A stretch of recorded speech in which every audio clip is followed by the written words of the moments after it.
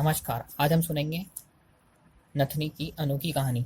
बाबा की शरारतें दिन पर दिन बढ़ती जा रही थी। उनकी लहर जिस तरफ पलटी उस तरफ वो पलट जाते थे।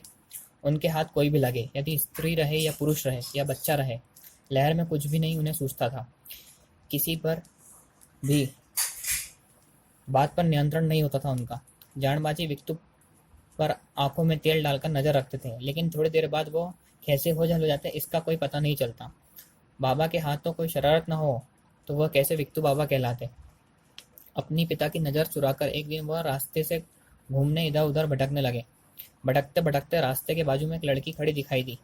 वे तेली समाज की थी। उसने अपने शरीर पर खूबसूरत पोशाक परिधान किया था। वह लड़की सुखी अमीर घराने से थी। उसने सोने के आभूषण पहने हुए थे। उसके नाक में एक सुंदर सोने की नथनी थी। विक्तू की नज़र उस खड़े हुई लड़की पर गई। वे उसे एकटक निहारने लगे और दौड़ कर जाकर उसके नाक की नथनी खींच उस नथनी को वहीं डालकर भाग गए। लड़की ऐसे देखकर बहुत घबराई और जोर जोर से चिल्लाई। बाजू वाले लोग उसके पास आकर पूछने लगे तो उसने कहा, एक पागल लड़का अचानक मेरे पास आया और मेरी नथनी खींच ली।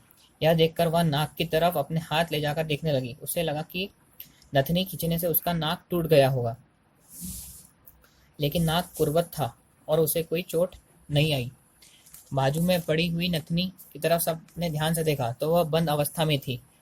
नाक में जैसे डाली हुई थी उसी तरह से। इस बात का सबको बड़ा आश्चर्य हुआ। नाक भी नहीं टूटी और नथनी भी बंद अवस्था में थी। ये कैसा रहस्य है? यह बात कोई नहीं जान पाए। उसी तरह नथनी की दूसरी घटना भी बाबा के हाथों से घटी। संभाजी घोड़घाटे नामक गृहस्थ टाकलघाट के निवासी थे। उसका घर जानबाजी के घर से को छोड़कर 4-5 घर के बाद ही था। संभाजी की शादी हाल ही में हुई थी। उसकी दुल्हन बहुत ही सुंदर थी। ऐसी बातें सभी के मुंह से निकल रही थी। उस पर उसने सोने के आभूषण पहने थे, जिससे उसकी सुंदरता को 4 चांद लगा दिए। उसके नाक में एक सुंदर सोने की नथनी भी थी, जिससे उसका रूप और भी निखर गया। उसका नाम सुखबाई था। जानबाजी और कवड़ा माता इस सुखबाई की सुंदरता पर वार्तालाप कर रहे थे। विक्तू भी उसी वक्त घर में थे। उन्होंने अपने माता पिता को सुखबाई के प्रति वार्तालाप करते कान खड़े कर दिए थे। दोनों कह रहे थे, सुख से सुंदर मोहल्ले में कोई दूसरी नहीं है। सच में सुख सुंदर है। यह बात सुनते ही विक्तू बाबा सुखबाई को देखने उसके घर गए। वहां पर सब लोग उपस्थित थे। बाबा ने देखा कि सच में सुख सुंदर है।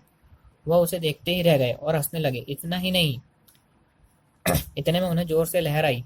एक भी क्षण का विलंब किए बिना उन्हें दौड़कर सुख की नाक की नथनी खींच ली। सभी अवाक से देखते रह गए। सबका ध्यान विक्टू की तरफ गया। उन्होंने नथनी वहीं पर फेंक दी और उसके बाद सभी का ध्यान सुख की नाक पर गया। नाक जैसे कि तैसी थी, कहीं से नहीं टूटी और नथनी भी उसी तरह बंद अवस्था में थी। सभी को आश्चर्यचकित होकर रह गए। विक्टू के हाथ में क्या कला थी, यह देखना समझना सबके हद से बाहर की बात थी। ऐसे किस्से घटते ही गए, लेकिन लोग विक्टू को पागल समझकर टाल देते थे, हटा देते थे। उसकी तकार जानबाजी को अवश्य करते थे, जिससे वह बेहद खुश हो जाते और बाबा को पीटने लगते। यही क्रम हमेशा चालू रहता।